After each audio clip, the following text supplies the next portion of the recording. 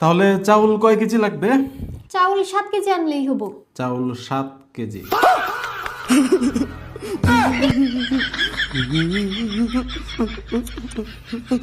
চাউল 7 কেজি আনার টাকা নেই আমার কাছে, বুঝছো?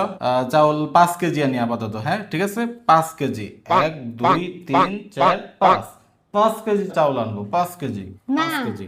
7 কেজি চালই লাগবে। আমি তোমাকে 700 টাকা এক্সট্রা দিতেছি, তুমি চাউল 7 কেজি আনো। মেহমান কয়জন আসবে বাসায়? এই তো সবাই মিলে 7 জন। তার মানে আমরা 2 জন বাদে 5 জন, তাই না?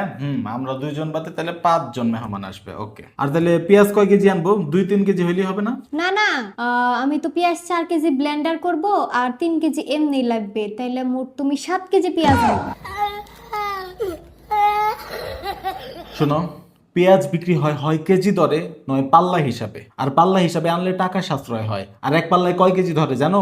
5 কেজি। 5 কেজি। তাই পেঁয়াজ আমি এক পাল্লাই আনবো, মানে 5 কেজি। আচ্ছা শোনো, অনেক গরম পড়ছে, আসার সময় একটা 7 আপ নিয়ে এসো। मैं गाली नहीं दे सकता। नहीं गाली नहीं देना।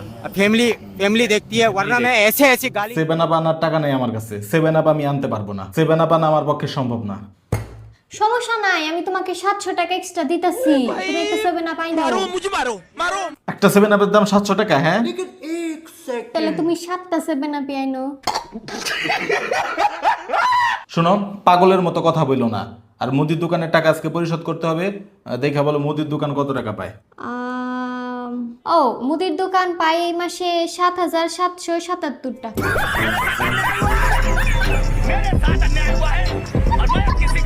বাজারে যাবো না আজকে।